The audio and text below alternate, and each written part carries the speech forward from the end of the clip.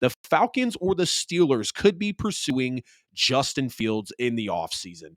And we know that both of these teams have needed a quarterback for quite some time now, especially with the Falcons not really being able to find their bearings after Matt Ryan does go to the Colts and then kind of gets the horrible short end of the stick for the end of his NFL career. He's now in the booth. And the Steelers with Ben Roethlisberger, we know that they went through a Duck Hodges. We know that they went through a Mason Rudolph, a Kenny Pickett, drafting him early in the NFL draft. And now we are in the 2023 NFL offseason, and both of these teams have solid coaching staffs. I would probably give the lean towards the Steelers for having the better coaching staff, but I feel like the Falcons do have the better roster here on both sides of the ball. Very young, very high-end talent. Not to say that the Steelers don't, but I probably give the offensive nod to Atlanta, but the defensive nod would go towards the Pittsburgh Steelers. But let's get into this situation here of the Falcons and Steelers possibly pursuing Justin Fields in this offseason. The Bears have already come out and said they're more likely than not going to be drafting Caleb Williams. And I don't blame them. I'm a big Justin Fields fan, though. I love Justin Fields coming from Georgia. When he transferred over to Ohio State, I knew he was going to cut it up in college football, and I expected him to do the same in the NFL. Unfortunately, it has not panned out like that. But I don't blame the Chicago Bears for, again, being in this position. Over the last 32 years, the Chicago Bears have had 38 different quarterbacks take a snap. In the same amount of time, now it's in a little bit of an anomaly, but in the same amount of time, the Green Bay Packers have had only 3 to 4 starting quarterbacks in that 32-year span. We know it's been Bart Starr, Brett Favre, Aaron Rodgers, and now Jordan Love. So the Bears need to get some sort of consistency at the quarterback position because, as I said months ago, and I will still stand on this take, no one has had a worse front office, head coach, offensive scheme, offensive line, weapons, and defensive support since getting to the league and since Justin Fields has got to Chicago. Justin Fields sit up there on that horrible pedestal, not having that support. He's went through 2 GMs already with Ryan Poles with Ryan Pace and now with Ryan Poles. He's been through a couple of head coaches with Matt Nagy and now Matt Eberflus, and I don't even believe Eberflus is the fit, so they're probably going to be moving on to that, and maybe Caleb Williams will have to deal with this dysfunction. The offensive scheme hasn't been great. We know the offense hasn't been at the tops of the league. The offensive line has been absolutely horrendous for Justin Fields since he's got there. I understand he does hold the football, one of the longest quarterbacks in the NFL to do so. But in the same breath, let's also not sit up here and act like Justin Fields actually has the support that he needs to succeed in the NFL, because he doesn't. I can't find a reputable weapon that Justin Fields actually had outside of an Allen Robinson, into which the offensive coordinator, the head coach, the schemes were not drawn up well enough for Justin Fields to be able to hit his man. But we see DJ Moore come in and have a great season with Justin Fields. Justin Fields being able to emerge a little more and actually find that number one weapon in DJ Moore. And he deserves that. He's earned that with the level of talent that he's got, and he needs a good weapon around him. Yes, I've appreciated the David Montgomerys, maybe the Jimmy Grahams and the Cole Kmets of the world, but not true star weapons like a Josh Allen has, like a Jalen Hurts has, like a Lamar Jackson has and is going to be getting more, like Kansas City will be going to grab for Mahomes, like Herbert has, like Burrow has. And I'm not putting him on that pedestal of those quarterbacks, but he hasn't had the support. The defensive support has been abysmal as well. But Justin Fields also comes out and says he wants to be a Bear for life. He wants to be a Chicago Bear. He couldn't see himself playing anywhere else. And it seems like the owner, the GM, the head coach, the player, the locker room, the fan base, the majority of them want to keep Justin Fields. And I don't blame them, because they understand. I feel like I just spit everywhere. And if I did, guys, I'm so sorry. I don't blame them, because I understand that they feel like they have a quarterback that hasn't been perfectly bought back in on. I didn't even take the PlayStation lower third away, but I hope it soaked in for you guys. Again, don't forget to go check out PlayStation at PlayStation Online. They understand that Justin Fields needs to be bought in on more. He needs a consistent head coach. He needs a consistent offensive scheme. He needs consistent weapons that he has at his disposal. So when you have a fan base, really all of this franchise saying that they want to have Justin Fields, but they're back at the number one pick position. They're looking at a generational prospect in a Caleb Williams after already trading away the number one overall pick last year. And I'd say Bryce and Caleb are comparable, especially seeing what they've both done in college. Now, I understand Caleb Williams has lost 8 games over the last 2 years, but would you know that his defense has given up 43 points per game in those 8 losses? He was losing in shootouts. Feel like I would trust Caleb Williams to win more in a shootout, even though he might not have done it as much than I would have Bryce Young. We know Bryce Young's a little smaller. We saw him get beat up some in Carolina, only win 2 games. I don't believe that's going to be the same trajectory for Caleb Williams. Again, both comparable quarterbacks. I like them both as players. I am going to give that nod to Caleb. And saying all that, the Bears cannot pass up on this. The Bears really have to go get Caleb Williams. I understand he's still got more growing to do. Every number one overall pick does. Trevor Lawrence, Andrew Luck, Kyler Murray, Joe Burrow, they weren't groomed for the league when they got here. And it's not going to be the same thing with Caleb Williams.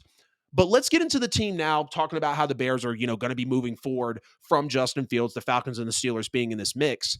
Who would be the better fit for Justin Fields? Again, if we're going coaching and defense, you got to look at the Steelers. I mean, we know what the Steelers present defensively with TJ Watt, with Minkah Fitzpatrick, with the multiple superstars they have on that side of the line. And we know that Mike Tomlin is one of the best head coaches in NFL history, never had a losing season. We talk about that standard that the Steelers have established. But it does make me a little weary when you start to look at Arthur Smith as the offensive coordinator. Is that pushed onto Justin Fields? I believe someone at a higher quality than Arthur Smith should be at the offensive coordinator position. Who would be the better fit for Justin Fields?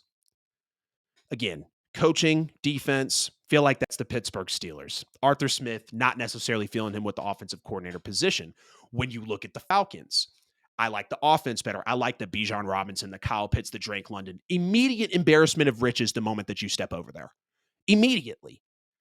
And it's not to say that the Steelers don't, because there is a Pat Freiermuth and a Darnell Washington and a Najee Harris and a Jalen Warren and a George Pickens.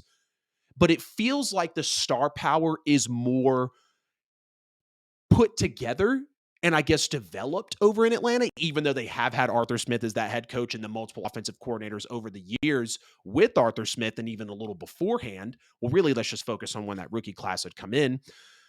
It feels like Atlanta overall would be the better decision because you want to immediately give Justin Fields weapons to deal with. And I feel like that trio in Atlanta is better than the collection in Pittsburgh. Maybe not by much. It can be subjective on who you ask. You look at the defenses also, though. Both the Falcons and the Steelers had solid defenses last year. The Steelers, I think, do bear more on the defensive side of the ball, but I would like to say that the Falcons are a little deeper.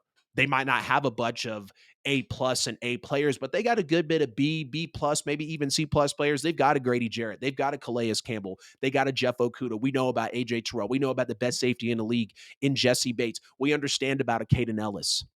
And I've got all the respect for the Steelers on their defensive side of the ball as well.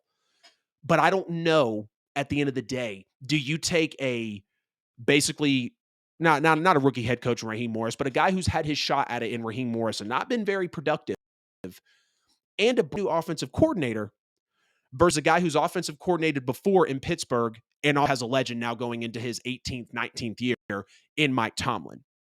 You got to take your pick there, pick your poison. I would like to say that the Falcons are the better pick, or the Falcons are the better fit for Justin Fields. Take your pick. Do you want offense, which Justin Fields has fallen very short to, and a defense that is comparable to the others in the Steelers? Or would you rather have less of an offense, but more of a proven coach and more proven offensive coordinator? And as I'm just explaining it, the smarter pick does feel like the Steelers, but I just love the weapons that Justin Fields is going to be presented with. And we know coaching is everything. We don't know if Raheem Morris and Zach Robinson will be able to give Justin Fields that guidance and leadership with those weapons over there. We would probably like to think that Mike Tomlin and Arthur Smith are more veterans, more able to coach them up, more able to mend a younger player. But also, do the Steelers at this point want to bring in a younger quarterback or appeal to a guy like Russell Wilson, like I talked about a few months back on the show as well? Now, considering Justin Fields' lackluster career thus far, would he make either of these teams better? Absolutely. We know the Falcons, again, have struggled ever since Matt Ryan's left at the quarterback position, and we know the Steelers, even though that they did make it to the playoffs, we know that they've also struggled finding a quarterback ever since Ben Roethlisberger has left. Again, it comes down to, what do you want? Do you want more offensive presence, but a little more skeptical coaching leadership? Or do you want better defense or comparable defense, maybe a little less of an offense, but to me, superior coaching leadership? That's where it's going to come down to, do either of these teams actually make Justin Fields better? And you can also look at the question of, should the Falcons or the Steelers even pursue other options? I've been saying the Falcons should take a quarterback in the draft. While I do love Justin Fields, in the same breath, Justin Fields does have some doubt to him because he has been with the same franchise for years now, despite not being bought in on and despite him growing some as a quarterback. If the Falcons moved it for Justin Fields and it was a bust, everybody talk about what they should have done in the draft. Also, if the Falcons do something in the draft and move on from Justin Fields, everyone's going to talk about what they've done with Justin Fields. But to me, more of the risk adverse thing would be to go with one of these rookie quarterbacks that, to me, most of them do feel better than Justin Fields at this point. I understand they haven't seen an NFL snap, but even when you look at some of that college tape, they do appear to be better than Justin Fields. Call me crazy. Bo Nix. We know Jaden Daniels. We know Caleb Williams. I still like Justin better than Drake May. We know Michael Penix as well. I feel like I would want to take more of my chances with those guys in the draft than Justin Fields, who would then be on another head coach, on another front office, on another offensive scheme with a different offensive line, having to get more weapons around him. Thankfully, he would have that defensive support. And then we look at the Steelers as well. They're picking 20th in the first round of the draft. Could they trade up? Absolutely. Say whatever you want. I believe any team in the first round, if they've got their picks, can trade up. It's just about, how bad do you want it? How bad do you want to move to the top of that draft to get your franchise quarterback, your QB1 of the future? But it feels like the Steelers would maybe go towards that Kirk Cousins or that Russell Wilson route, like we've talked about. Not Kirk, but with Russell Wilson. You give him to Mike Tomlin, a guy who's very, excuse me, he is a veteran. The players respect him. The locker room loves him. And it feels like Russ just might need a real adult to go to, although I do believe Sean Payton is that. We know about the injury, not the injury, but the injury clause as to why he was benched. They don't want to spend the money. The Bros want to get out of that contract, straight up. So I could say here that both of these teams, the Falcons or the Steelers, should pursue other options. It's not going to be bad if either of them go for Justin Fields, because I believe in either of these situations, he can succeed. One, maybe just a little better than the other. But I want to hear from y'all down low in the comments. Get in the chat. What do you think of Justin Fields possibly going to the Falcons? Justin Fields possibly going to the Steelers? Which one is the better fit? Should these teams even chase him?